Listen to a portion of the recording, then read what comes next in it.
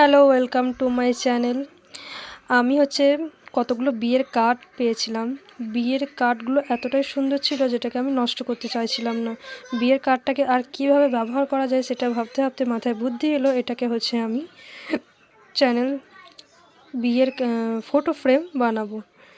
যদিও আমি এর আগে এই ধরনের অনেক কার্ড বানিয়েছি, তাই আমি জানতাম কীভাবে বানাতে হবে, তাই শুরু করে ফেললাম। চলুন দেখি। প্রথমে একটা কার্ডবোর্ড নিলাম। কার্ডবোর্ডটাকে আমি আগে থেকে র্যাপ করে রেখেছিলাম যাতে স্ট্যান্ডটা তৈরি করতে পারি।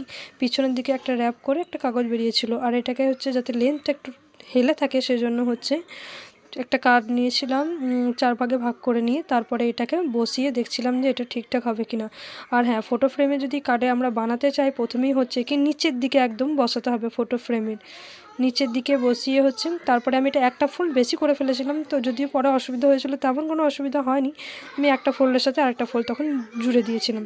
এখন কি করব, এই যে কাগজের একটা এন্ড ফটো স্ট্যান্ডের একদম শেষের এন্ডে এটা আমরা লাগানোর পর আমরা একটু শুকানোর জন্য একটু টাইম লাগে, কিন্তু ওই ফেভিকল আটাতে অতটাও দেরি হয় না, সুন্দরভাবেই শুকিয়ে যায়। দেখা যাক কীরকম কি তৈরি হচ্ছে। এরপর আমরা এটাকে লাগাবো। প্রথমে স্ট্যান্ডটাকে নিয়ে প্রথমে নিচের পোর্শনটা আগে অ্যাটাচ করব। তার আগে নিচের পোর্শনটা আমরা আঠা লাগিয়ে দিলাম। আঠা লাগানোর পরে ভালো করে পুরো পোর্শনটা লাগাতে হবে যাতে চট করে উঠে না যায়। একদম নিচের দিকে ফটো ফ্রেমে লাগাতে হবে যাতে বসানোর সময় আমাদের নিজেদের সুবিধা হয়। তারপরে ওপরের পোর্শনটাই আঠা লাগিয়ে নিলাম।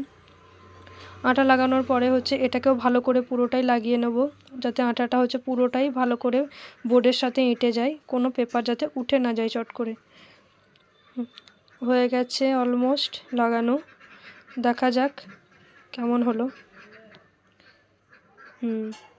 দাঁড়িয়েছে, দাঁড়ায়নি তা না, সুন্দরই দাঁড়িয়েছে। এরপরে ওপরের পোর্শনটা পুরোটাই সাদা, যেটা একদম কার্ডের সাথে বেমানান যাবে। ওই জন্য কার্ডের খামের যে কোনো একটা পোর্শন নিয়ে আমি এটাকে কাটতে শুরু করলাম। যেহেতু আমি কার্ডটাকে অলরেডি সাঁটিয়ে দিয়েছিলাম, তাই কার্ডটার মাপ নেওয়া আগে থেকে পসিবল ছিল না। আমি এই ধরনের কাজ অনেকই করি, তাই জানি যে কীরকমভাবে এটাকে কাটতে হবে। আন্দাজেই একটা কাট আমি পোর্শন নিয়ে নিলাম, যেটাকে ওর ওপরেই সাঁটিয়ে দেবো। দেখা যাক। এটাকে এরপরে একটু ঘুরিয়ে বসবে। আমি উল্টো ধরেছিলাম, আঠা দিয়ে এটাকে পুরোটাই আমি সাঁটিয়ে দিলাম এর ওপরে। কার্ডটা যেহেতু আগে থেকেই বানানো ছিল, সেজন্য আমাকে অত কোনো কষ্ট কিছু করতে হয়নি, কিন্তু আমি এই ধরনের অনেক কার্ড আগেও বানিয়েছি। আপনারা যদি দেখতে চান, আমি অবশ্যই এই ধরনের ভিডিও দিতে থাকবো। নর্মাল জিনিস দিয়ে যে এত সুন্দর কার্ড বানানো যায় সেটা আপনারা ভেবেও দেখতে পারবেন না, ছোট ছোট যে কোনো জিনিস দিয়ে। এছাড়াও আমার এই দেখুন খুব সুন্দর স্ট্যান্ড হয়েছে, আর পিছন থেকে দেখতে কার্ডটা সেরকম আর খারাপও লাগছে না। স্ট্যান্ডটাকেও আর দেখতে খারাপ লাগছে না কাগজটা সাটানোর পর। একটা ফোল্ড আমার বেশি হয়ে গেছিলো, যেটা কার্ডটা স্ট্যান্ড করানোর সময় অনেকটাই হেলে পড়ছিল, সেই জন্য আমি একটা ফোল্ড সাঁটিয়ে দিলাম। আমি আগেও বলেছিলাম যে আমার অসুবিধা হয়েছিল। এরপরে কিন্তু কার্ডটা সুন্দরভাবেই দাঁড়িয়েছে, আর কোনো অসুবিধা কিছুই হয়নি। উঠে গেছিলো বসানোর পরে, আমি সঙ্গে সঙ্গে যেহেতু দাঁড় করিয়েছিলাম সেজন্য উঠে গেছিলো।